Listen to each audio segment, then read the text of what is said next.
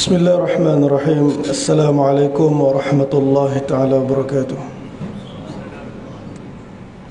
نحمده ونستعينه ونستهديه ونستغفره ونؤمن به ونتوكل عليه ونعوذ بالله من شرور أنفسنا ومن سيئات أعمالنا. من يهده الله فلا مضل له ومن يضلل فلا هادي له ونشهد أن لا إله إلا الله ونشهد أن محمدا عبده ورسوله. أما بعد، قال الله سبحانه وتعالى في القرآن الكريم: أعوذ بالله من الشيطان الرجيم. من المؤمنين رجال صدقوا ما عاهدوا الله عليه فمنهم من قضى نحبه ومنهم من ينتظر وما بدلوا تبديلا. صدق الله العظيم.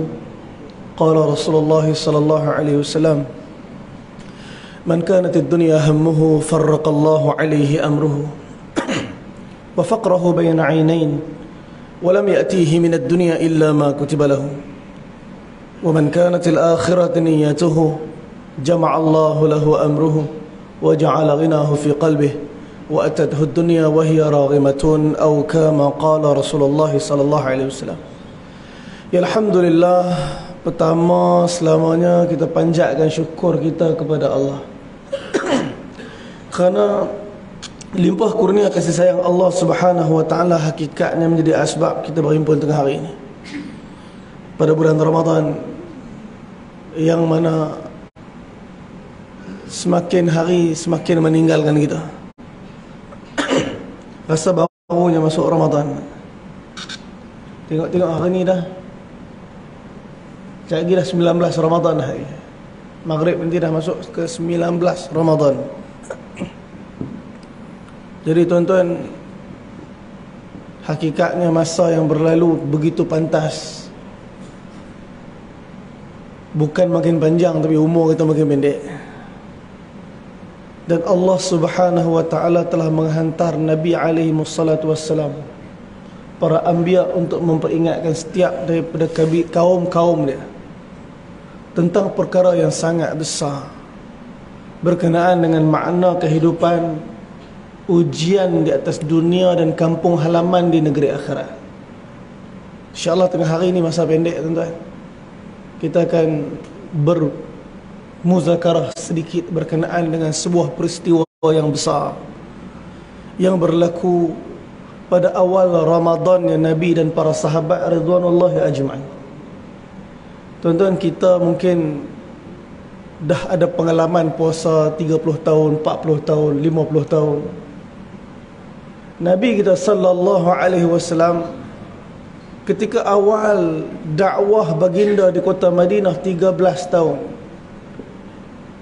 belum ada perintah untuk menunaikan puasa di bulan Ramadan. 13 tahun Nabi berada di kota Mekah menyempurnakan dakwah. Allah tak turunkan apa-apa ayat Al-Quran untuk para sahabat berpuasa di bulan Ramadan. Habis itu sahabat tak puasa kan sebelum tu? Puasa. Mereka puasa apa? Ayyamul bid. Ni puasa hari putih ni, tuan-tuan, ni sunnah yang cukup besar.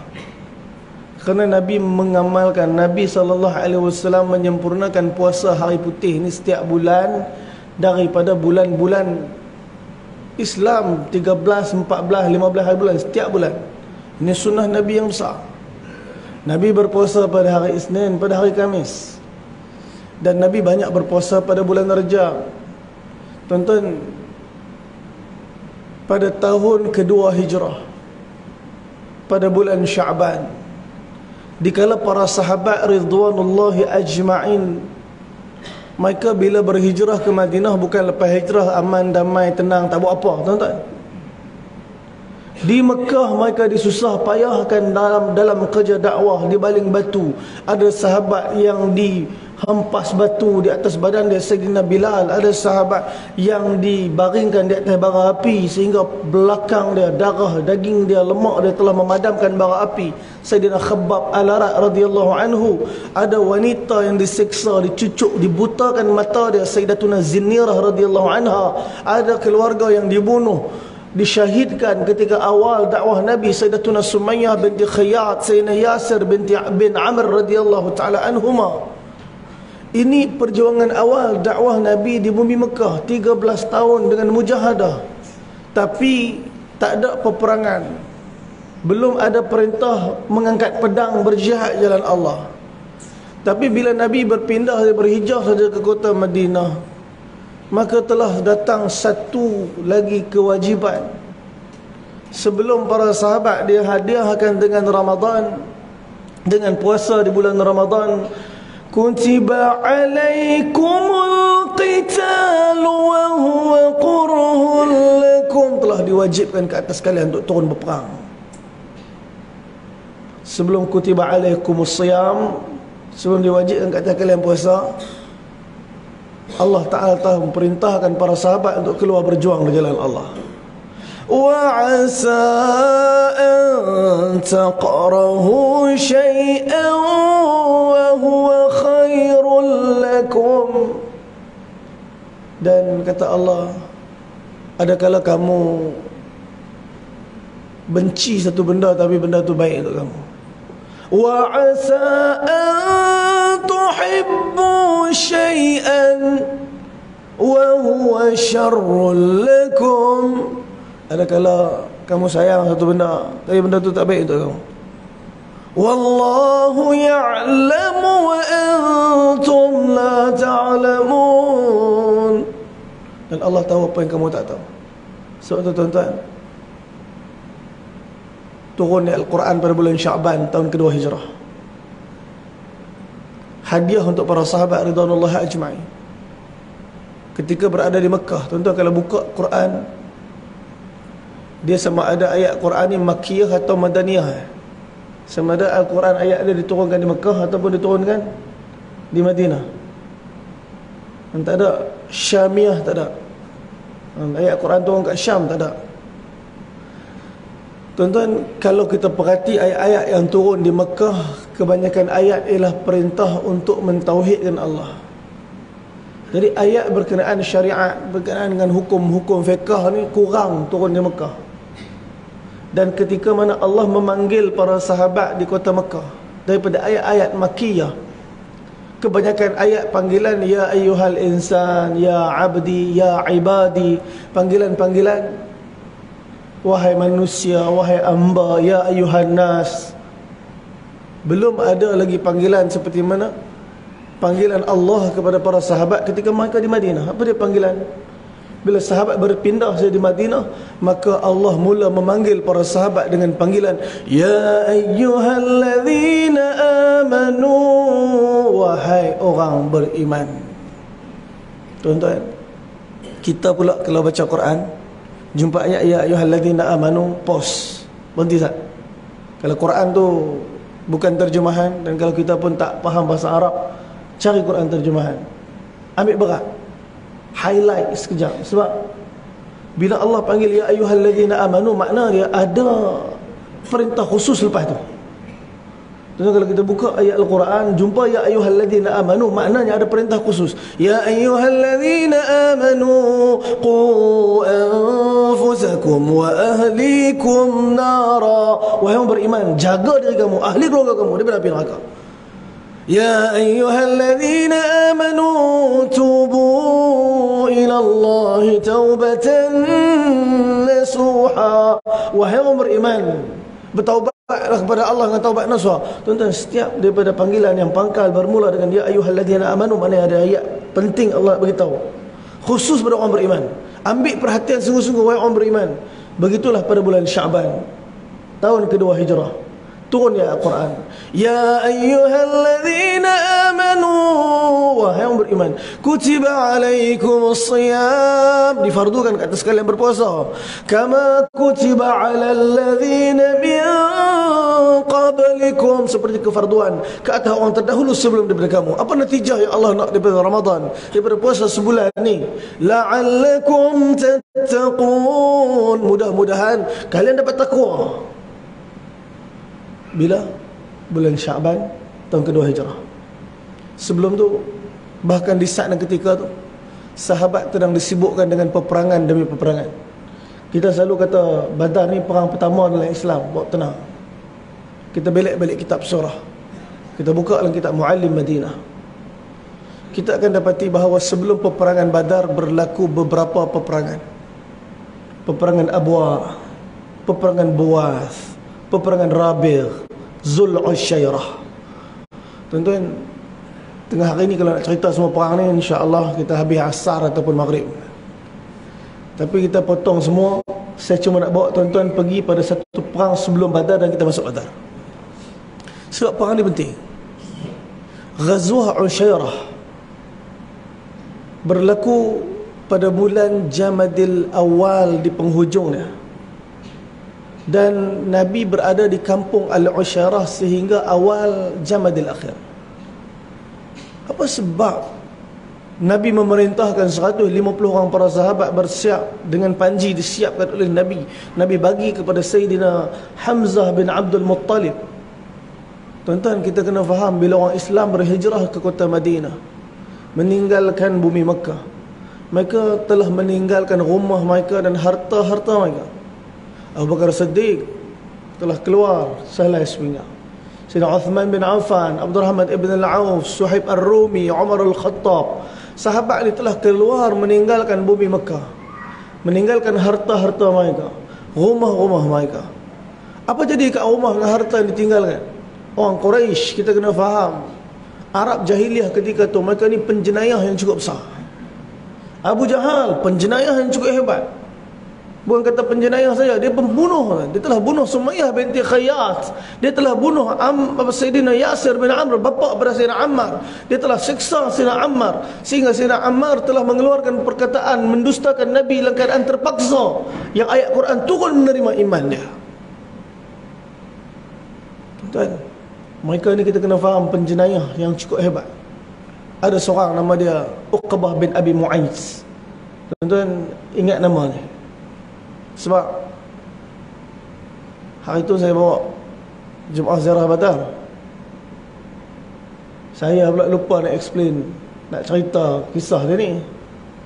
Sampai dekat Ibn Zabiyah, satu tempat yang Nabi singgah ketika Badar, Nabi singgah ketika Haji Wada', Nabi singgah ketika Fathul Makkah. Bahkan Nabi Musa AS pernah singgah dengan 70,000 para Bani Israel tunaikan haji. Bahkan pernah juga disinggahi tempat tu, yang air Zabiyah tu, oleh 70 Nabi bersolat di tapak tu. Dan Nabi SAW nak ambil keberkatan tempat tu, Nabi pun singgah dalam laluan Nabi. Kalau Nabi nak pergi Badar, nak pergi Makkah, Nabi akan singgah kat situ, Nabi akan tunaikan salat di situ.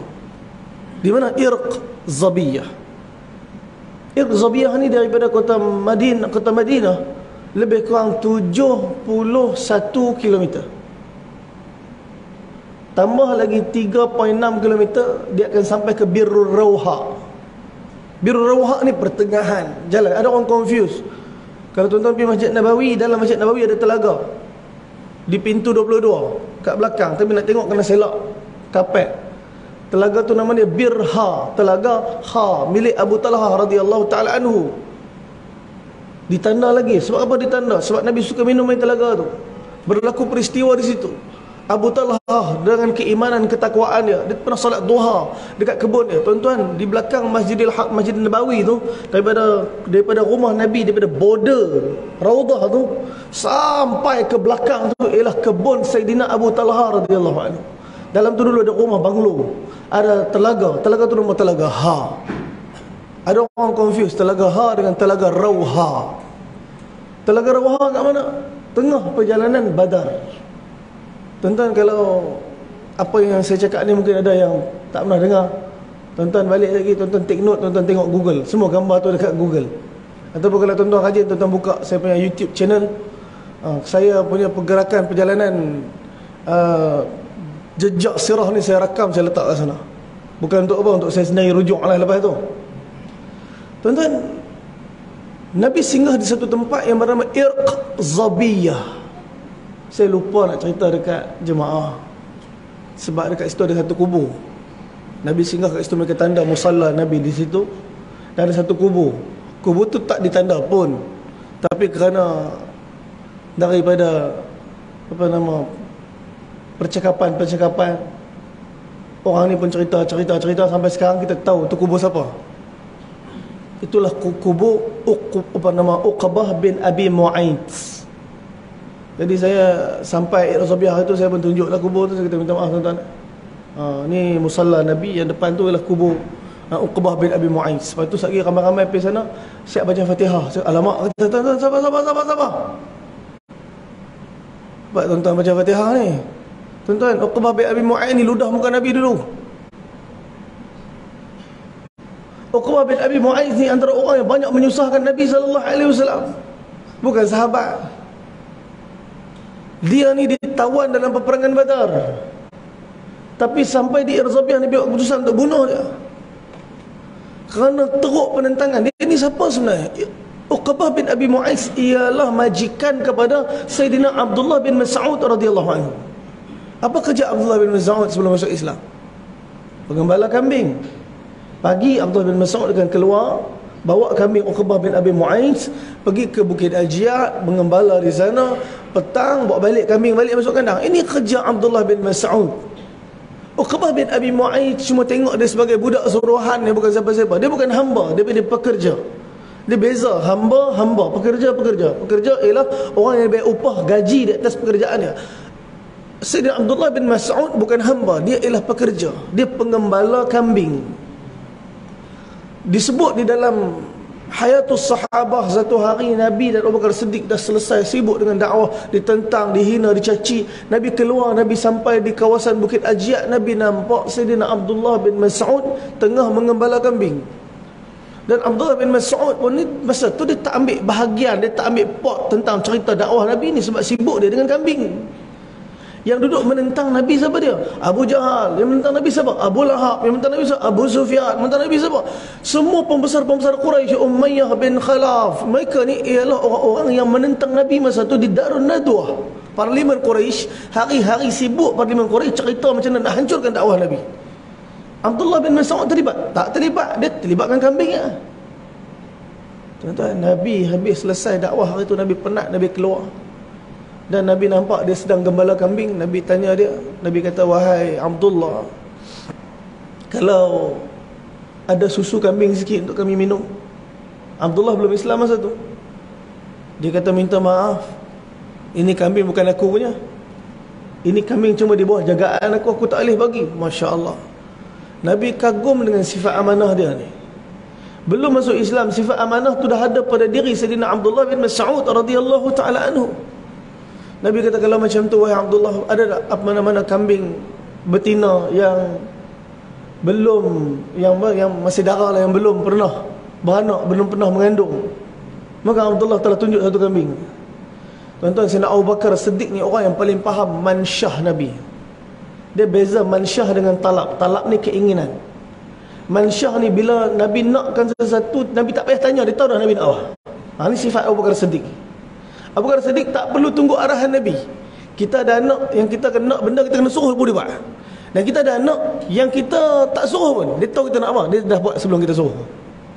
Ni Abu Bakar Siddiq memahami mansyahnya Rasulullah.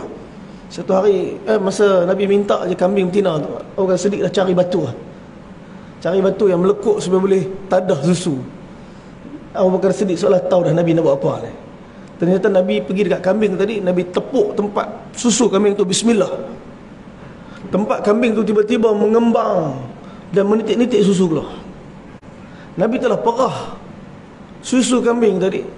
Nabi telah minum, Sayyidina Abu Bakar Siddiq telah minum. Selesai kenyang Nabi dan Abu Bakar Siddiq minum, Nabi tepuk balik tempat susu, ikhlas, kecut balik tempat susu. Abdullah bin Mas'ud tengok, dia tak pernah tengok benda ni. Al-Imam Baihaqi menceritakan perkara ni dalam kitab Himpunan 1000 Mukjizat Nabi sallallahu alaihi wasallam. Di saat Sayyidina Abdullah bin Mas'ud tengok benda ni, apa dia kata? Dia kata, alimuni hadha, ajar aku macam mana kau buat ni. Nabi kata dia, ya Abdullah, anta rajulul mu'allam, kamu ni orang cerdik, kamu ni orang yang terpelajar. Dengar sini, Nabi dakwah dia pada Islam. Nabi cerita tentang iman, tauhid, akhirat. Tak ada tunggu apa-apa, tak ada fikir apa. Abdullah kata, asyhadu an la ilaha illallah wa asyhadu annaka Muhammadan abduhu wa rasuluh. Terus beriman kepada Allah. Abdullah bin Mas'ud terus beriman kepada Allah. Tuan-tuan, bila Abdullah beriman kepada Allah, menyebabkan penentangan, siapa dia? Yang paling teruk menentang ni ialah Uqbah bin Abi Mu'ayth, bos dia. Masa tu semua orang akan siksa hamba yang masuk Islam, pekerja yang masuk Islam. Sumayyah binti Khayyat dulu ialah hamba Abu Jahal, tapi Abu Jahal merdekakan dia kerana nak nikahkan dia dengan Sayyidina Yasir bin Amr. Yasir bin Amr ni orang Yaman, mai Mekah nak cari siapa? Ahli keluarga dia. Kenal Abu Jahal, rapat Abu Jahal, baik Abu Jahal. Akhirnya Abu Jahal telah kahwinkan dia dengan siapa? Sumayyah binti Khayyat. Dulu hamba, dia merdekakan, dinikahkan dengan Sayyidina Yasir bin Amr. Yasir bin Amr lahir Sayyidina Ammar bin Yasir. Ammar lahir merdeka, bukan hamba. Sebab mak dia dulu bekas hamba Bani Makhzum. Tuan-tuan, maka Abu Jahal bila mana mengetahui iman mereka, tangkap mereka, seksa mereka, bunuh mereka. Begitu juga Bani Adi. Sayyidina Umar Al-Khattab, ketua Bani Adi masa itu, tangkap Sayyidatuna Zinirah, seksa, cucuk, butakan mata dia.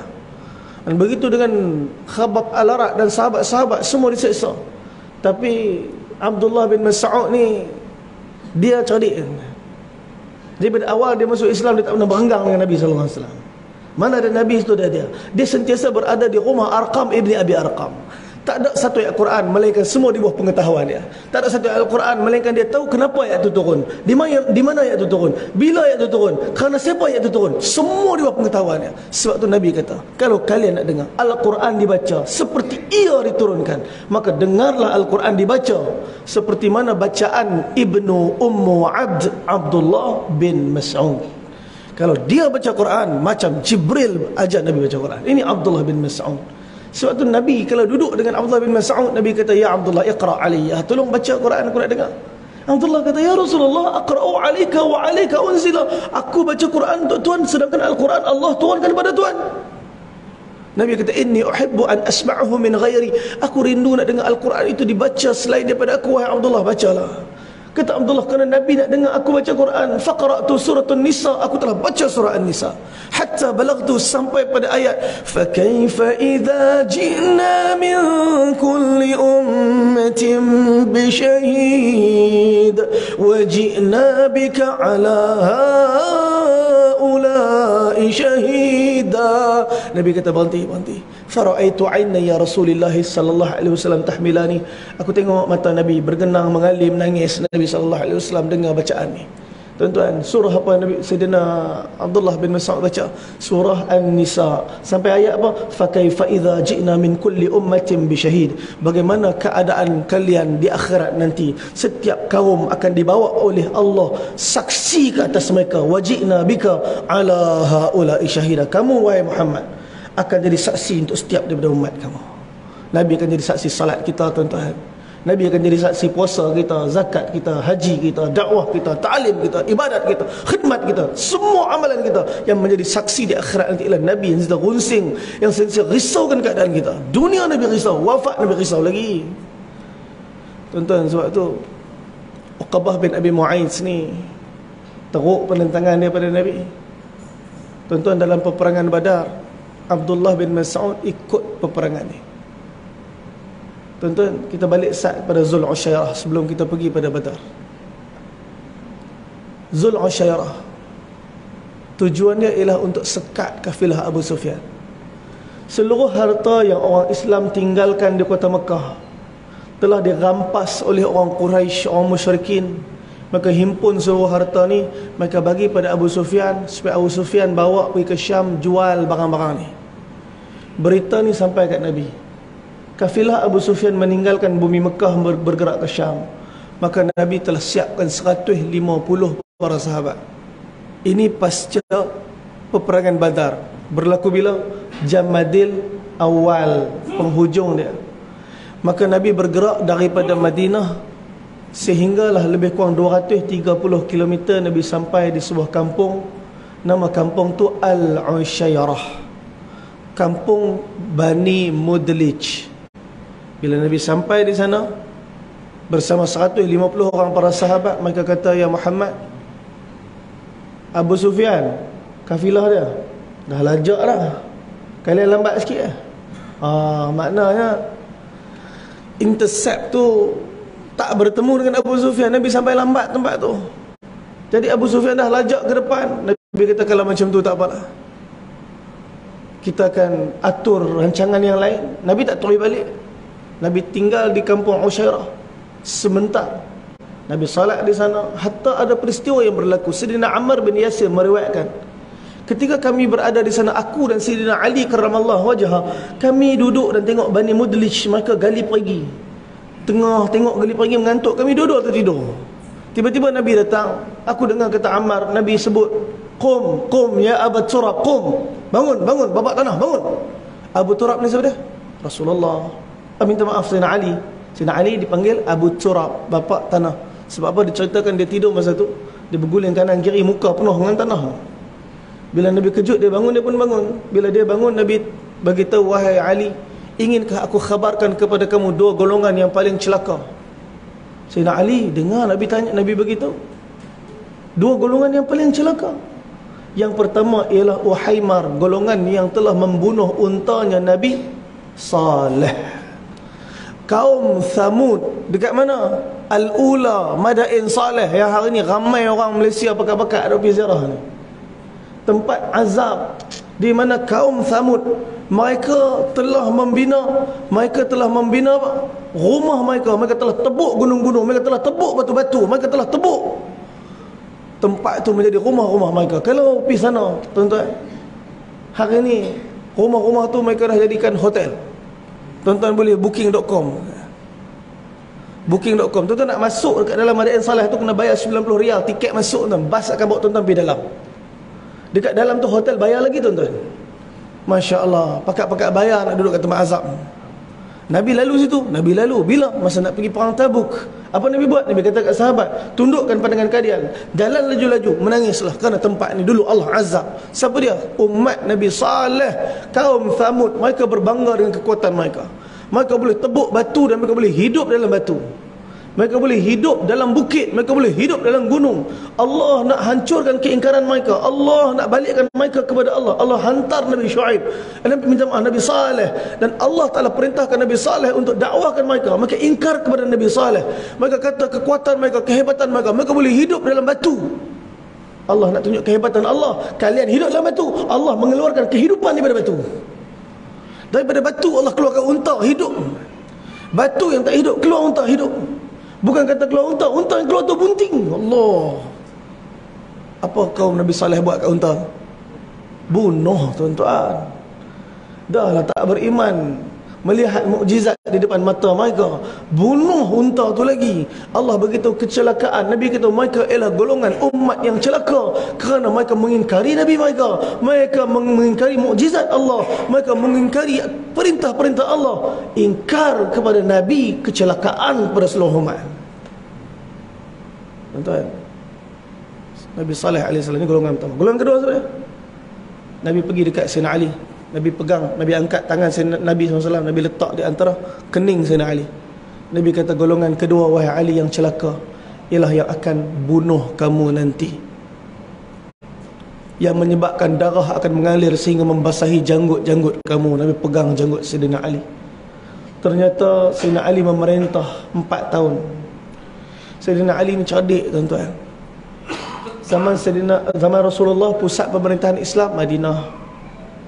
Zaman Sayyidina Abu Bakar pusat pemerintahan Madinah. Uthman Madinah. Sampai zaman Sayyidina Ali, dia buat keputusan untuk pindahkan pusat pemerintahan. Sebab apa? Ikhtilaf yang cukup teruk berlaku. Zaman Sayyidina Uthman, mereka bunuh Sayyidina Uthman di rumah Sayyidina Uthman. Tuan-tuan, rumah Sayyidina Uthman ni dekat sangat dengan rumah Nabi di Raudah. Mereka bunuh sahabat Nabi, mereka bunuh menantu Nabi dalam keadaan di depan makam Nabi SAW, dalam rumah Sayyidina Uthman. Allah. Sayyidina Ali tak mau pertumpahan darah berlaku lagi di depan Nabi. Apa Sayyidina Ali buat? Pindahkan pemerintahan kat Kufah. Pindahkan pemerintahan kat Kufah. Kalau berlaku apa-apa peristiwa, ikhtilaf, pembunuhan, pergaduhan, maka tak berlaku depan Nabi SAW. Dan ini Sayyidina Ali punya adab dengan Nabi SAW. Ya, Sayyidina Ali dibunuh bukan orang kafir. Yang bunuh Sayyidina Ali siapa dia? Abdul Rahman ibn Muljam, tuan-tuan. Orang Islam, hafizul Quran, guru agama yang mengajarkan Islam. Tapi kerana dalam hati dia apa? Fi qulubihim maradun fazadahumullahu marada.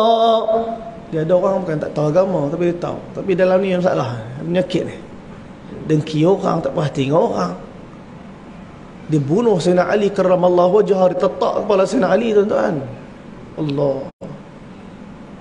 Orang yang mengaku kita beriman kepada Allah, tak kala membenci para sahabat radhiyallahu ajma'in, membunuh menantu Nabi, membunuh sepupu Nabi SAW. Macam mana dia boleh rasa lagi dia beriman? Tuan-tuan, dia ditangkap untuk diqisas. Apa perkataan yang keluar dari mulut Abdul Rahman bin Muljam? Dia kata, kalian potonglah jasad aku sekeping-sekeping, kerana aku ingin melihat jasad ni gugur di jalan Allah. La ilaha illallah. Tuan-tuan, nak mati dah pun rasa betul lagi. Hak ni kita takut tak? Kita doa pada Allah, Allahumma arinal haqqa haqqan warzuqna ittiba'ahu wa arinal batila batilan warzuqna ijtinabah. Supaya Allah Ta'ala zahirkan yang betul tu betul, kita dapat ikut yang betul tu dengan betul. Supaya Allah Ta'ala zahirkan yang batil tu batil, supaya kita boleh tinggalkan kebatilan tersebut. Risau, tuan-tuan. Yang paling risau apa dia? Yakin betul tapi salah. Moga Allah jauhkan kita, tuan-tuan. Maka Nabi SAW tinggal sekejap di Zul Ushairah tadi, dan Nabi berusaha balik Madinah. Tapi Nabi tak balik semua. Nabi tinggal 2 sahabat. Siapa yang Nabi tinggal? Talha bin Ubaidillah dengan Sa'id ibn Zaid. Talha bin Ubaidillah, Sa'id ibn Zaid. Dua-dua ni ialah sahabat yang 10 dijamin syurga. Nabi perintahkan mereka bergerak ke Luj. Daripada Zul Ushairah bergerak pergi Luj. Luj ni, tuan-tuan, kalau tuan-tuan search di Google, the Maldives of Saudi Arabia. Cantik tempat tu. Saya hari tu hampir bawa jemaah pergi Luj. Kita nak buat package Mekah, Madinah, Luj. Tapi bila saya tengok pendaftaran jemaah dekat dalam jemaah tu, dalam grup tu, dalam travel tu, lebih 50% pertama kali mai umrah. Jadi bila 50% lebih pertama kali, saya kata batal Luj. Sebab baik kita banyak masa kat Masjid Nabawi, banyak masa Masjidil Haram. So kalau pergi Luj, confirm ambil masa 2 hari lagi sana. Tapi untuk orang yang dah biasa dah ulang alik pergi Mekah, Madinah, ulang alik, tak apa, jom kita pergi Luj. Kita tambahkan ilmu sirah kita. Sebab di Luj ada beberapa tempat sirah. Antaranya Sariyah Anbar. Sariyah Anbar, tuan-tuan, Nabi pernah hantar sariyah tentera para sahabat untuk dalam satu peperangan, makanan habis, mereka lalu di pesisiran pantai sehingga sampai di Luj, Allah Ta'ala telah hantar ikan paus terdampar dekat tepi pantai. Dan ikan tu nama dia ikan ambar.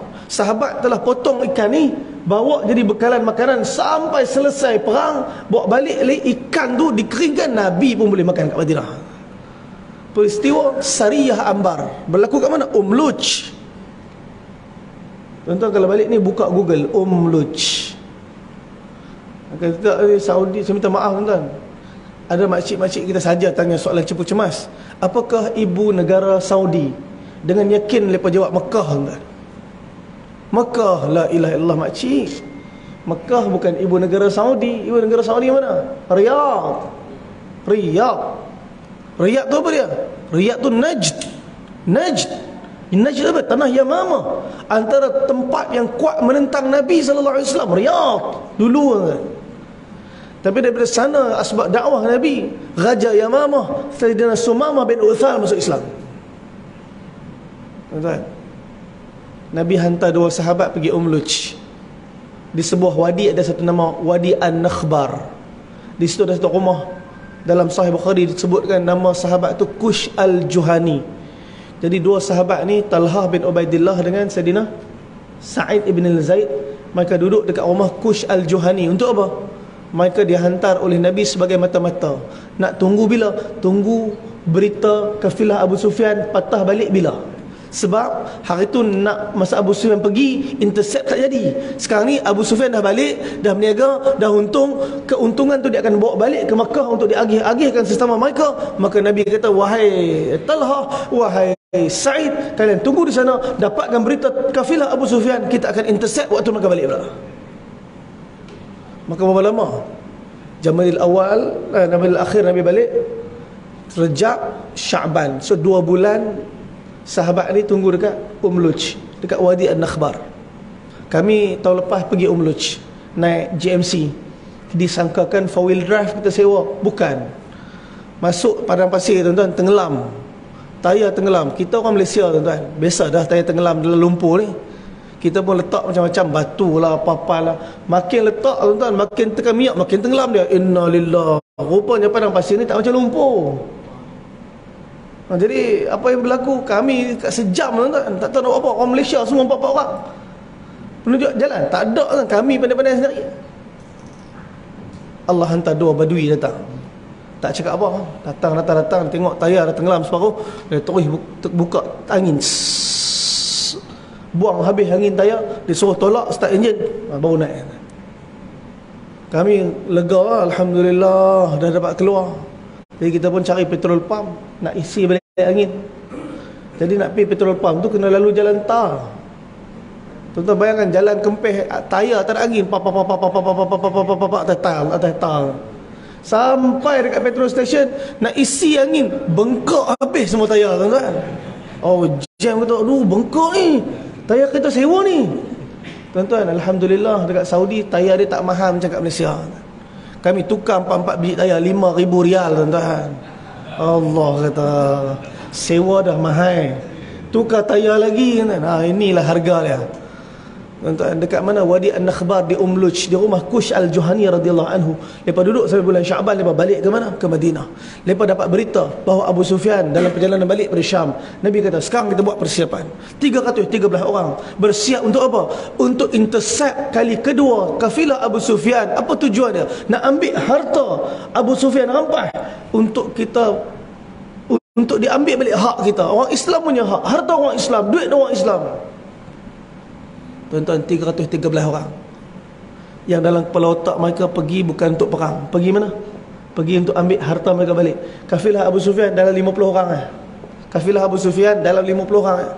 Jadi Nabi bentuk 313 orang di kalangan para sahabat, bergerak daripada Madinah pergi Badar. Berapa kilometer? 150 kilometer.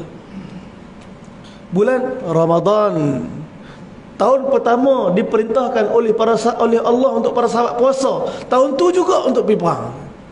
Tuan-tuan, apakah mereka kata, ya Rasulullah, tahun ni kan tahun pertama puasa, apa kata kita tangguh lepas raya? Kita macam tu, kita elak lu bulan puasa ni, aduh, benda bulan puasa dia. Tuan-tuan, mereka faham Ramadan bukan hanya bulan ibadat, tapi Ramadan bulan dakwah. Mereka bergerak 313 orang, 70 ekor unta, 2 ekor kuda, 1 ekor unta, 3 orang naik. Termasuklah unta Nabi SAW. Kod-kod Nabi VVIP tuan-tuan, naik seorang-seorang. Tak, Nabi pun naik 3 orang. Tuan-tuan, ada sahabat yang tak ada pedang pun, ada sahabat kasut pun tak ada. Kerana dalam kepala mereka, kita nak pergi ambil harta kita, bukan nak pergi perang. Tapi bila sampai tempat yang saya cerita kat tuan-tuan tadi, mana? Irq Zabiyah. Tuan-tuan buka YouTube, tuan-tuan type Irq Zabiyah. Sampai di situ Nabi dapat berita. Apa dia? Abu Sufyan telah menghantar utusan. Ini special punya delivery tuan-tuan, ninja van. Nabi hantar, Abu Sufyan hantar satu orang lelaki yang bernama Damdam. Damdam pecut daripada mana? Daripada perjalanan Syam daripada kawasan Luj, daripada Yanbu' tu, pecut terus ke Mekah, lebih kurang 400-500 km. Sampai di Mekah, Damdam telah potong telinga unta dia. Darah tadi diletakkan di badan dia, dikoyak-koyakkan baju dia. Dia naik atas Jabal Abi Qubais. Jabal Abi Qubais kat mana? Belakang Bukit Safa. Sekarang dibina istana singgah Saudi. Dulu kita nampak seketul bukit kat sana. Sekarang tuan-tuan pergi Mekah, apa pun tak nampak, bukit apa pun tak nampak. Mutawif kata, tuan-tuan, itu Jabal Abi Qubais. Garu kepala jemaah, mana Jabal ni ustaz? Mana bukit? Tak ada bukit pun. Tu bukit lah tu dulu. Sekarang ni dibina istana atas bukit tu, dipalam habis keliling, tak nampak bukit langsung dah. Itu Jabal Abi Qubais. Di situ Nabi pernah belah bulan. Di situ Nabi cerita tentang peristiwa Al-Isra wal Mi'raj. Banyak peristiwa berlaku di atas Jabal Abi Qubais. Di situlah Damdam naik dalam keadaan baju dia yang penuh berlumuran dengan darah, dicarik-carikkan. Dia telah himpun, ya ma'syaral Quraisy, wahai orang Quraisy, mai sini aku nak bagi tahu. Kalian tengok keadaan aku, darah dengan koyak-koyak pada badan aku, kecederaan pada unta aku. Kalian bersiaplah, kafilah Abu Sufyan telah diserang oleh orang Islam. Masya Allah. Abu Jahal orang paling semangat sekali. Dia kata ini menandakan peperangan, ayo semua siap untuk perang. 1,200 orang dihimpunkan. Dalam 1,200 orang tu ada satu orang lelaki yang hidayat sikit lagi nak masuk. Sekejap nak masuk, tolak. Sekejap nak masuk, tolak. Siapa dia? Utbah bin Rabi'ah. Utbah bin Rabi'ah ni siapa dia? Utbah bin Rabi'ah ni salah seorang pembesar Quraisy yang pernah Nabi masuk dalam kebun dia masa dekat Taif. Masa Nabi dibaling batu di Taif, berdarah teruk di Taif, Nabi masuk dalam satu kebun anggur. Nabi berehat dalam kebun anggur. Kebun anggur tu milik siapa? Utbah bin Rabi'ah. Dia tengok Nabi cedera, Nabi berdarah, Nabi menangis, Nabi sakit, Nabi sedih. Dia jadi kesian, dia petik buah anggur nak bagi Nabi makan, cuma tak jadi. Sebab dia fikir ni kalau Utbah bagi Muhammad makan ni, nanti orang Mekah dapat tahu apa Abu Jahal akan cakap ni, apa Abu Sufyan akan cakap, apa Abu Lahab akan cakap. Takkan Utbah bantu Muhammad ni? Tak boleh, tak jadi. Patah balik. Anggur dah ada dah. Panggil khadim dia. Siapa dia? Adas. Satu orang Nasrani, budak Nasrani. Adah pergi bagi. Sebab tu Adah masuk Islam. Utbah tetap memerangi Nabi. Kalau ikut perang Badar, Utbah tak mau pergi. Tuan-tuan, Abu Jahal kata siapa yang tak pergi perang Badar ni, maka dia ni bukan lelaki. Abu Jahal kata siapa yang tak pergi perang ni, dia bukan anak jantan. Tuan-tuan, bayangkan, tercabar semua. Utbah tercabar. Dia ajak anak dia Al-Walid, dia ajak adik dia Syaibah, semua pergi perang Badar. Tuan-tuan, semua pembesar Quraisy keluar ikut perang Badar. Khalid Al-Walid siap nak keluar. Khalid Al-Walid dah pakai baju perang nak keluar.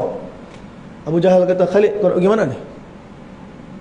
Wahai Khalid, kalau kita semua pergi, siapa nak jaga Mekah daripada peperangan musuh-musuh? Harbul Basyus sedang berlaku masa tu. Khalid, kamu tinggal. Sebenarnya Allah selamatkan Khalid, tuan. Allah selamatkan Khalid. Itulah satu-satunya general peperangan Islam yang tak pernah kalah sepanjang hidup dia. Kalau dia ikut perang Badar, Badar orang Quraisy kalah, maknanya dia pernah kalah lah. Tuan-tuan, Khalid diselamatkan oleh Allah. Khalid tak pergi perang Badar. Khalid jaga Mekah. Siapa seorang kita pergi? Abu Lahab. Abu Lahab tak pergi perang Badar. Abu Lahab ni Allah bagi kat dia sakit. Masa perang Badar ni dia kena wabak, dia kena penyakit. Kita kalau tengok muka Abu Jahal, tuan-tuan, dalam cerita-cerita filem-filem Arab, macam mana rupa Abu Jahal yang digambarkan? Tengok watak tu pun rasa nak pukul, tuan-tuan. Weh, muka dia rasa, memang muka jahat betul lah. Tuan-tuan, dalam sirah tak tulis macam tu. Dalam sirah, macam mana cerita, macam mana wajah susuk tubuh Abu Jahal. Abu Jahal ni handsome, minta maaf, Abu Lahab. Abu Lahab ni handsome, tuan-tuan. Abu Lahab ni salah seorang daripada anak Abdul Muttalib. Abu Lahab ni, dia putih. Kalau dia malu akan merah muka dia. Siapa isteri dia? Ummu Jamil. Allah, Ummu Jamil. Jamil apa dia? Cantik. Ummu Jamil, ibu kecantikan. Memang cantik betul Ummu Jamil. Pernikahan Abu Lahab dengan Ummu Jamil, wedding of the year. Pernikahan lelaki yang handsome dengan wanita yang cantik. Ni Abu Lahab ni, pakcik Nabi. Tapi bila mai dalam cerita-cerita sirah, cerita-cerita kartun apa, kalau watak Abu Lahab, woi, muka masya-Allah. Muka kita tengok pun rasa nak belasah. Muka Abu Lahab nampak betul-betul jahat betul. Muka, tengok muka dah tahu jahat. Tuan-tuan, Allah Ta'ala tak buat macam tu. Kadang-kadang orang yang muka tak jahat, kita tak tahu hati dia macam mana. Kadang-kadang orang muka nampak jahat, kita pun lagi tak tahu hati dia macam mana. Abu Lahab begitu keadaan berseri muka dia. Pakcik yang begitu mencintai Nabi. Bila Nabi lahir, antara orang yang paling sayang Nabi siapa? Abu Lahab. Cutikan kota Mekah, sembelih unta, bagi jamu orang makan. Ni hamba perempuan dia Thuwaibah diberikan untuk menjadi ibu susuan Nabi sallallahu alaihi wasallam. Ibu susuan Nabi yang pertama sebelum Halimatun Sa'diyah, siapa dia? Thuwaibah. Thuwaibah menyusukan Nabi sallallahu alaihi wasallam. Sebelum Halimatun Sa'diyah bawa ke kampung Bani Sa'ad. Tuan-tuan, sayang Nabi, Abu Lahab dekat Nabi ni. Makin Nabi membesar sehingga Nabi kahwin dengan Sayyidatuna Khadijah. Nabi dapat anak berapa orang dengan Sayyidatuna Khadijah? 6. Perempuan-perempuan 4. Tuan-tuan, anak Rasulullah membesar, Ruqayyah membesar, Ummu Kalthum membesar. Abu Lahab berkenan. Dia kata, wahai Muhammad, apa kata kita rapatkan silaturahim kita?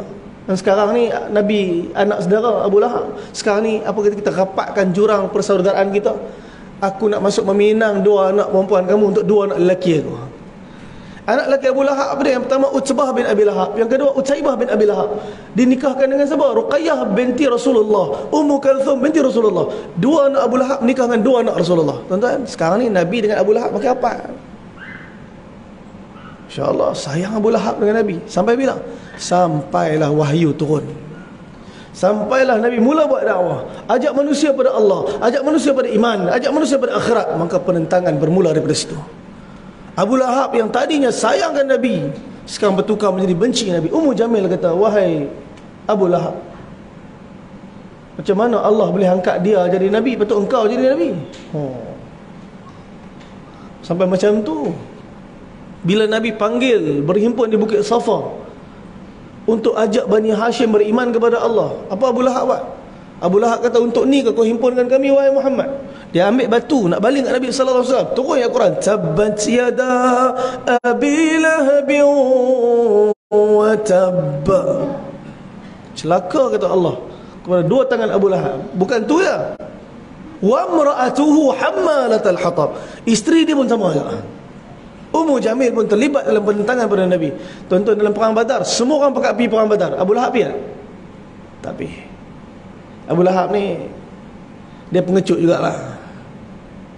Dia bagi alasan macam-macam. Dia kata, aku tak boleh nak pergi ni, aku tengah sakit semua. Dan dia tak pergi. Walaupun dia tak pergi, dia mati dengan wabak, tuan-tuan. Mati Abu Lahab dengan penyakit teruk, kulit berkudih pada badannya, busuk jasad dia, dan akhirnya tak ada siapa nak kebumikan dia. Dikatakan dia dicampak jasad dekat mana? Dekat bukit Abu Lahab ada lagi kat Mekah. Tuan-tuan, Allah hina mereka. Badar dipanggil sebagai Al-Furqan. Al-Furqan ni makna dia pembeza di antara hak dengan batil.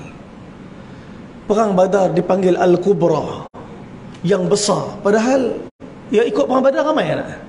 313 lawan 1000 je. Nak balik Uhud, Uhud berapa ramai? 700 lawan 3000. Khandak berapa ramai? 3000 lawan 10000. Perang Tabuk berapa ramai? Nabi 10,000 lawan dengan 200,000. Itu pun tak jadi. Orang Quraisy tak jadi tak. Perang Mu'tah 3,000 lawan dengan 200,000. Perang Qadisiyah yang syahid dalam Islam 8,500 orang. Allah. Kalau nak banding semua jumlah ni dengan perang Badar, sikit je Badar. 313 lawan dengan 1000 je. Sampai di Irzabiyah Nabi kata dekat para sahabat, wahai para sahabat, aku menjanjikan kepada kalian harta-harta kalian, tapi sekarang ni telah sampai berita tentera Quraisy sedang bergerak. Sekarang ni apa pandangan kalian? Nabi bermesyuarah dengan sahabat kat mana? Dekat Irzabiyah, dekat dengan Birrul Rawha. Tuan-tuan, saya pendekkan cerita. Akhirnya para sahabat bersedia untuk bersama Nabi dalam perang Badar. Senjata tak cukup. Ada yang tak ada kasut, ada yang tak ada pedang. Ada yang tak sempat ikut. Orang Ansar ada yang tak sempat ikut sebab mereka sangka ni bukan perang, ni nak pergi ambil harta je. Siapa dia? Anas bin Nadar radhiyallahu anhu, pakcik Anas bin Malik. Maka Nabi SAW bila balik bila perang Badar, dia sedih. Dia jumpa Nabi, kata, ya Rasulullah, aku tak sempat ikut Badar, tapi kau akan tengok apa yang aku buat di masa perang Uhud. Ternyata dia syahid dalam perang Uhud. Turun di Al-Quran yang saya baca mula-mula tadi. Kata Al-Imam Jalaluddin As-Sayuti dalam kitab Asbabun Nuzul, syahidnya Sayyidina Anas bin Nadar, dicincang wajah dia, hancur. Turun di Al-Quran, minal mu'minina rijalun sadaqu ma'ahadullah alaihi. Di kalangan lelaki-lelaki yang beriman itu ada yang benar janji mereka dengan Allah. Apa dia janji dengan Allah? Dia kata, ya Rasulullah, aku tak dapat pergi perang Badar, kau tengok apa yang aku akan buat dalam perang Uhud nanti. Masya Allah. Dia perang sampai syahid, sampai wajah dia dicincang, sampai tak ada orang kenal ahli keluarga dia tu pun tak kenal dia siapa, melainkan adik perempuan dia. Bila tengok tanda pada tangan dia, kata, ni Anas bin Nadar ni, pakcik pada Anas bin Malik. Faminhum man qada nahbah, sebahagian mereka gugur syahid di jalan Allah. Wa minhum man yantazir, sebahagian masih menunggu lagi untuk menyempurnakan janji mereka dengan Allah. Wa ma baddalu tabdila, sikit pun mereka tak bergoncang, tak berganjak di antara janji mereka dengan Allah. Siapa yang tengah tunggu? Saya dan tuan-tuan semua. Kalau kita pegang jalan yang sama, baiat yang sama seperti ahli Badar, kita sedang menanti untuk menyempurnakan janji yang sama. Tuan-tuan, mereka dah pergi dulu dah, mereka dah syahid dah. Tuan-tuan, sampai di Badar. Tuan-tuan nak tahu Badar tak Badar? Kalau tuan-tuan pergi Badar, tuan-tuan boleh tengok, oh dah Badar. Sebab apa? Sebelum Badar semua bukit batu. Tuan-tuan sampai Badar, tuan-tuan tengok bukit pasir. Bukit pasir yang cukup cantik. Bila nampak bukit pasir, maknanya kita dah sampai Badar. Tuan-tuan, di Badar, bila Nabi sampai, Allah firman dalam Quran, إِذْ أَنْتُمْ بِالْعُدْوَةِ الدُّنْيَا وَهُمْ بِالْعُدْوَةِ الْقُصْوَى وَالرَّكْبُ أَسْفَلَ مِنْكُمْ. Ketika kalian berada di satu tempat yang bernama Udwatul Dunia, dan orang bukan Islam berada di Udwatul Qaswah, وَالرَّكْبُ yakni kafilah Abu Sufyan asfala minkum, sebenarnya berada di sebalik kalian. Kalau Nabi pusing belakang tengok kat sebalik bukit, Nabi pasti jumpa Abu Sufyan, kafilah dia, ambil harta, balik, khalas, tak jadi perang. Tapi Allah kata, Badar, ialah ketetapan kami. Kami nak perang tu jadi, kata Allah. Kami yang nak perang tu jadi kerana kami inginkan kemenangan ke atas kalian. Allah yang atur perang tu supaya jadi. Allah yang sengaja menjadikan Nabi tak jumpa Abu Sufyan. Allah yang sengaja menjadikan Nabi SAW tak terserempak dengan Abu Sufyan. Allah yang sengaja membawa 1,200 orang daripada Mekah untuk hadir ke Badar untuk berperang dengan orang Islam. Allah yang aturkan mawa'id. Temu janji peperangan itu diatur oleh siapa? Allah. Nabi buat kemah dekat mana? Dekat mana? Udwatul Dunia. Tuan-tuan, Udwatul Dunia pun sampai sekarang ada lagi. Bukit pasir itu, kawasan lapang tu. Kami kalau pergi dekat Udwatul Dunia, antara perkara yang kita akan buat apa? Kita akan buka kasut, kita akan lari ke atas pasir tu. Sebab apa? Sebab masa Nabi sampai, Nabi buat kemah, hujan ranyah-ranyah turun. Hujan ranyah-ranyah turun, suasana sedap, sejuk. Nabi kata dekat sahabat, bangun, segarkan diri kalian, berlari. Nabi suruh sahabat jogging. Dekat mana? Dekat kawasan pasir itu. Kami pun pergi buka selipar jogging. Tapi kami pergi selalu sampai tengah hari, Masya Allah, tuan, jogging atas pasir, tuan-tuan. Allah. Hari tu kami pergi dan Maulana Mansur, relax, dia berjalan, dia berdiri, dia tanam kaki dalam pasir. Kata, Allahu Akbar. Dia kata, Ustaz, kita nak ambil berkat daripada ahli Badar ni. Ustaz, berkat-berkat juga sakit ni. Tuan-tuan, cinta menghilangkan kepedihan dan kesakitan.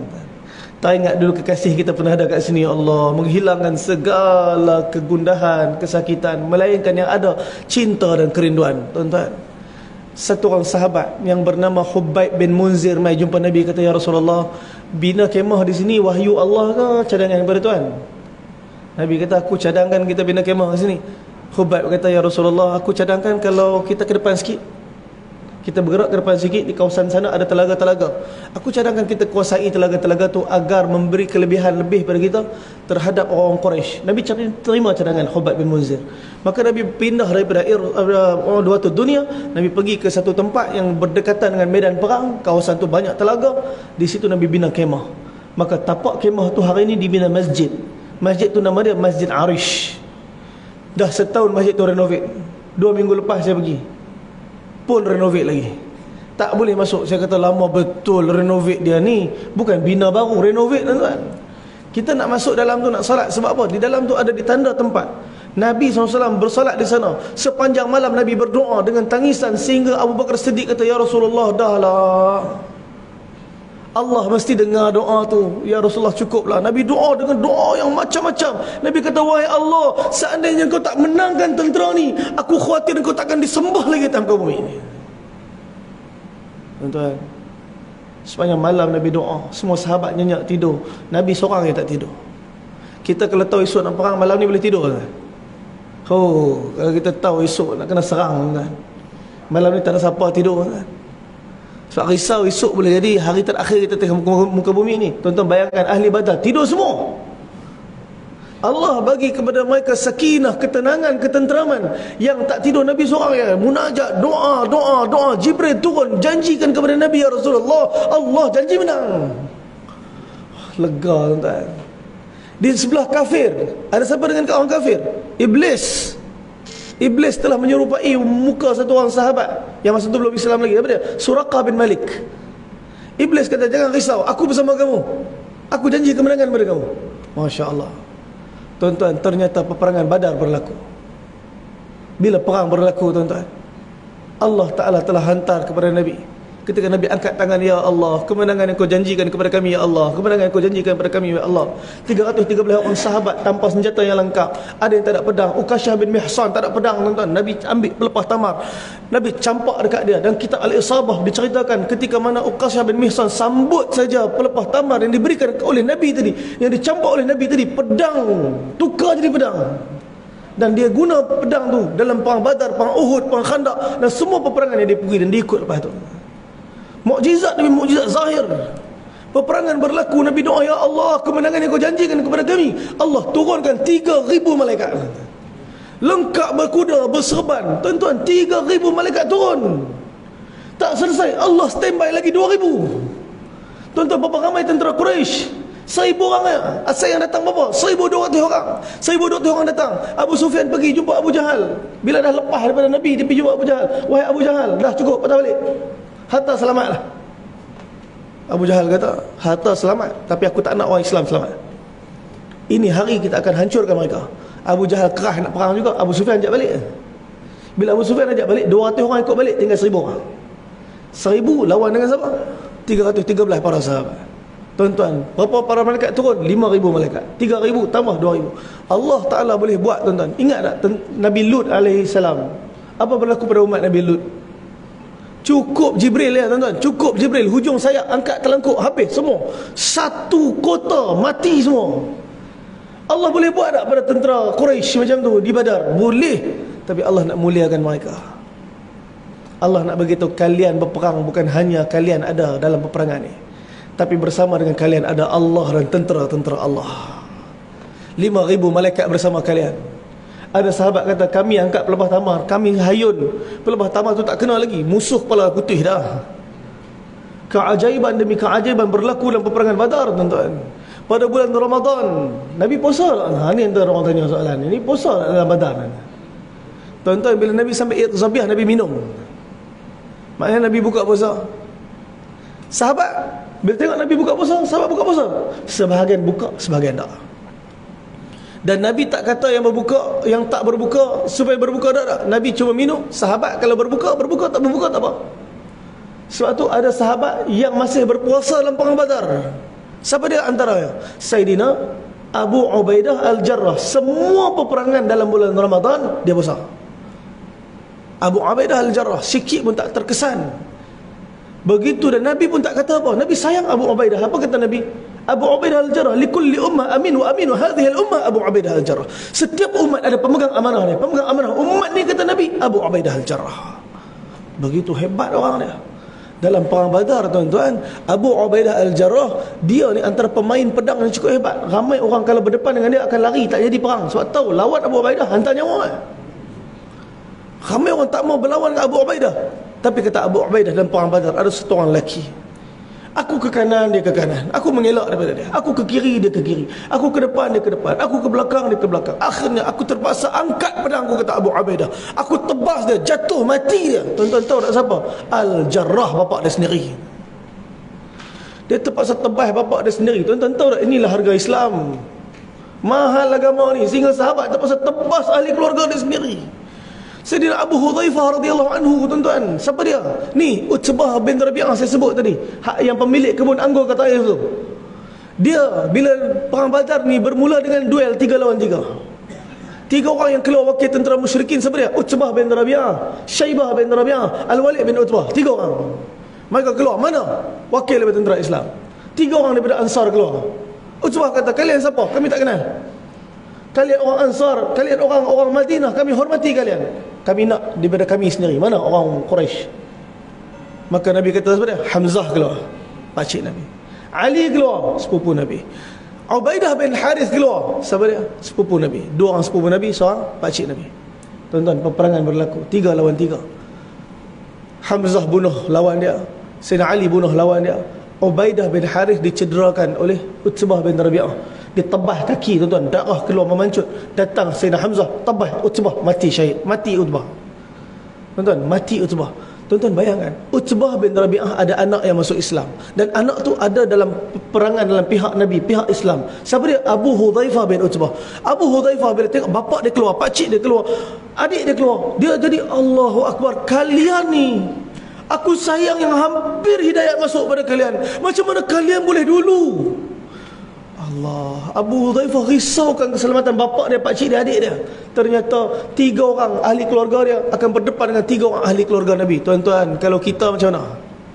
Nak sokong ahli keluarga kita ke nak sokong ahli keluarga Nabi? Tuan-tuan, dahsyat ujian yang Allah bagi kat para sahabat. Kita orang Kedah, kita duduk kat Selangor, stadium Kedah lawan Selangor, nak sokong siapa? Jam tu. Kawan-kawan semua pakai merah kuning, tuan-tuan. Kita kata kita pergi masuk, kita mesti hijau kuning, tuan-tuan. Hijau kuning Kedah pantang kalah walau sakit jatuh dan rebah. Tuan-tuan, lawan bola kalah Kedah, Allahu Akbar. Aku Selangor. Jadi Selangor terus. Tuan-tuan, ni bola boleh lah, tuan-tuan. Ini cerita Badar ni, tuan-tuan. Nabi beritahu apa? La tu'min ahadukum hatta akuna ahabba ilaih min walidihi wa walidihi minan nasi ajma'in. Tak sempurna, kata Nabi, iman satu orang seandainya aku tidak dicintai oleh dia lebih daripada bapak-bapak dia, lebih daripada anak-anak dia, lebih daripada seluruh manusia di kalangan dia. Allah. Macam mana dengan Abu Hudzaifah kan? Bapak dia, pakcik dia, adik dia berperang dengan pakcik Nabi, sepupu Nabi. Allah, akhirnya dia melihat di depan mata dia seorang-seorang ahli keluarga ditebas oleh semua ahli keluarga Nabi sallallahu alaihi wasallam. Tuan-tuan, sedih dia, mengalir air mata. Di saat para sahabat melaungkan Allahu Akbar, Allahu Akbar, Allahu Akbar, ahadun ahad, ahadun ahad, ahadun ahad. Tuan-tuan, pelan dia kata Allahu Akbar, Allahu Akbar. Kerana kematian bapak dia menyedihkan. Mati bapak dia dalam kafir, neraka sampai bila-bila, tuan-tuan. Ini harga peperangan Badar. Orang Islam dimenangkan oleh Allah. Orang kafir bila melihat Suraqah bin Malik patah balik, iblis tadi patah balik, berlalu melintasi siapa dia? Abu Jahal. Abu Jahal tanya, wahai Suraqah, kau nak gimana ni? Kau janji pada kami menang. Suraqah kata apa? Iblis kata apa? Aku nampak apa yang kalian tak nampak. Iblis nampak apa? Iblis nampak malaikat turun. Orang Quraisy tak nampak. Iblis lari dulu. Apa dia dekat Abu Jahal? Abu Jahal mati. Dibunuh oleh siapa? Budak-budak, tuan-tuan. Ada 3 orang budak, Mu'az. 3 orang mai jumpa Abdurrahman bin Auf. Wahai pakcik, Abu Jahal mana Abu Jahal? Abdurrahman heran. 3 orang budak tanya Abu Jahal, Abu Jahal, kenapa kat Abu Jahal? Kami dengar pakcik dia menyusahkan Nabi SAW kat Mekah. Tunjukkan kami mana Abu Jahal. Kata Abdurrahman, aku cari Abu Jahal. Aku nampak Abu Jahal. Aku kata kat budak-budak ni, nampak tak yang dia jaga ketat tu? Tu Abu Jahal. Tuan-tuan, kata Abdurrahman, tak lama aku nampak 3 budak ni dekat Abu Jahal lah. Mereka selinap masuk dan mereka telah cederakan kuda Abu Jahal. Abu Jahal jatuh. Mereka telah serang Abu Jahal. Sehingga salah seorang pada mereka dibunuh oleh Ikramah bin Abu Jahal, anak Abu Jahal. Abu Jahal nyawa-nyawa ikan, hampir mati. Datang siapa? Abdullah bin Mas'ud. Abdullah bin Mas'ud datang, pijak dada Abu Jahal dengan pedang diangkat. Wahai Abu Jahal, apa yang kamu nampak pada hari ini? Apakah kemenangan ke atas orang Islam? Tuan-tuan, dibunuh Abu Jahal. Siapa bunuh Abu Jahal? Abdullah bin Mas'ud radhiyallahu ta'ala anhu. Hak kita cerita mula-mula tadi. Dan mati Abu Jahal, mati Umayyah bin Khalaf, mati Utbah bin Rabi'ah, mati Syaibah bin Rabi'ah. Tuan-tuan, yang mati dalam perang Badar orang kafir 70 orang. Yang ditawan orang kafir 70 orang. Yang syahid dalam tentera Islam berapa orang? Mula-mula 13 orang. Mula-mula 13 orang. Semua ditanamkan di Badar. Pakcik minta maaf, sepupu Nabi tadi nama apa? Ubaidah bin Harith. Ubaidah bin Harith cedera parah, kaki dia tak berhenti berdarah. Nabi kata, wahai Ubaidah, balik dulu, kami nak selesaikan hal Badar. Ubaidah balik. Dalam perjalanan balik 28 km daripada Badar, Wadi Zafiran, di situ dia telah gugur dan syahid. Dan dia ialah sahabat yang ke-14 menjadi syuhada Badar. Tapi ditanam di mana? Di Wadi Zafiran. On the way nak balik ke Mekah. Nabi balik daripada Badar, Nabi singgah situ, Nabi salat. Lepas Nabi angkat kepala Nabi daripada sujud, keluar air daripada dahi Nabi sallallahu alaihi wasallam. Sampai hari ni telaga tu ada lagi, air tu ada lagi. Itulah telaga Zafiran, berdekatan dengan makamnya Ubaidah bin Haris pupu Nabi. Dan antara sahabat yang kita boleh pergi dekat, duduk depan kubur dia betul-betul. Siapa dia? Ubaidah bin Haris di Wadi Zafiran. Tuan-tuan kalau pergi Badar, singgahlah ziarah sahabat ni. Off-road sikit lah, dalam 1 kilometer saja daripada Jalan Sah. Tuan-tuan, kemenangan untuk para sahabat. Nabi beritahu apa? Ahli Badar, Allah ampunkan dosa mereka sebelum selepas. Bukan makna mereka ni maksum, tapi kalau mereka terbuat dosa, maka Allah akan jadikan mereka cepat-cepat diberikan taufik untuk mereka bertaubat kepada Allah Subhanahu wa taala. Ini kelebihan ahli Badar. Semoga Allah bagi semangat Badar kepada kita dalam bulan Ramadan ini, tuan-tuan. Semoga Allah telah hadirkan kebaikan daripada peristiwa Badar untuk kita makin bersemangat untuk mentaati Allah, untuk kita menjadi salah seorang daripada manusia, orang yang akan bawa agama, majukan agama di zaman kita, insya-Allah. Moga Allah Taala terima. Saya minta maaf tuan-tuan, drag masa lebih panjang. Ingat tadi 40 minit ya, jadi sejam lebih pula. Saya minta maaf tuan-tuan sekalian. Cerita Badar ni panjang tuan-tuan. Ni banyak potong tadi tu. Moga Allah Subhanahu wa taala terima dan mudahkan, insya-Allah. Yang baik daripada Allah Subhanahu wa taala, yang tak baik pun daripada Allah, tapi kerana dosa dan kelemahan saya minta ampun daripada Allah. Saya minta maaf kepada tuan-tuan dan sekalian. Kita doa sikit, moga amin kepada tuan-tuan dan sekalian. Pada tengah hari ini Allah Subhanahu wa taala terima kita semua, insya-Allah. Bismillahirrahmanirrahim. Alhamdulillahi Rabbil Alamin. Wassalatu wassalamu ala rasulina Muhammadin wa ala alihi wa sahbihi ajma'in. Allahumma ya awwal al-awwalin wa ya akhir al-akhirin wa ya dhal quwwati al-matin wa ya rahim al-masakin wa ya arhamar rahimin, ya arhamar rahimin. Ya Allah, Tuhan yang sedang pandang kami, pandanglah kami seperti mana dulu Kau pandang Nabi dan para sahabat, ya Allah. Tangan kami yang kami angkat ke langit ini berlumuran dengan dosa, ya Allah. Kalau Kau zahirkan dosa-dosa kami, pasti timur dan barat ke hitam dengan dosa ni, ya Allah. Tolonglah, ya Allah. Selamatkan kami daripada azab pedih api neraka Engkau, ya Allah. Kerana kekufuran dan keingkaran kadang-kadang kami, ya Allah, ke atas kelemahan nafsu kami, ya Allah. Tolonglah, ya Allah. Ampunkan dosa kami, mak ayah kami, anak isteri kami, guru-guru kami, sahabat handai kami, orang Islam seluruh dunia, ya Allah. Ada yang Ramadan berlalu daripada kehidupan mereka dengan zina, ya Allah. Ada yang bulan Ramadan mereka sibuk dengan arak judi, ya Allah.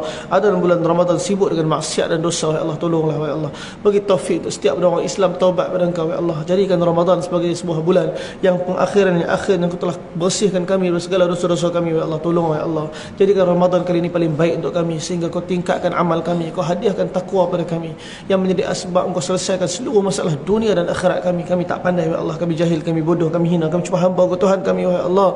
Wahai Allah, apa yang Nabi SAW minta dalam doa Nabi, hidayah untuk manusia datang pada ketaatan pada Engkau, pada perintah Engkau, pada sujud pada Engkau. Itu yang kami minta, ya Allah. Apa Nabi SAW minta, jauh perangan, wabak penyakit, perceraian, permusuhan, kebencian. Kau angkat dan jauhkanlah daripada kami, ya Allah. Kami tak pandai nak doa, ya Allah. Kami tak pandai nak doa. Tolonglah terima doa kami, ya Allah. Di kalangan kami mungkin ada yang dekat dengan Kau, ya Allah. Jadi asbab beliau Kau terimalah seluruh daripada doa-doa kami, ya Allah. Rabbana amanna bima anzalta wattaba'na ar-rasul faktubna ma'asy syahidin. Rabbana atmim lana nurana waghfir lana warhamna innaka ala kulli syai'in qadir. Di kalangan kami ada yang sakit, Kau sembuhkanlah. Ahli keluarga kami yang sakit, Kau sembuhkanlah. Yang diuji masalah rezeki, Kau lapangkanlah. Diuji masalah hutang, Kau langsaikanlah. Yang diuji masalah rumah tangga, Kau selesaikanlah. Rabbana atina fid dunya hasanah wa fil akhirati hasanah wa qina adzabannar. Sallallahu alaihi wasallam Muhammad wa ala alihi wa barik. Alhamdulillahirabbil alamin. Taqabbalallahu minna wa minkum.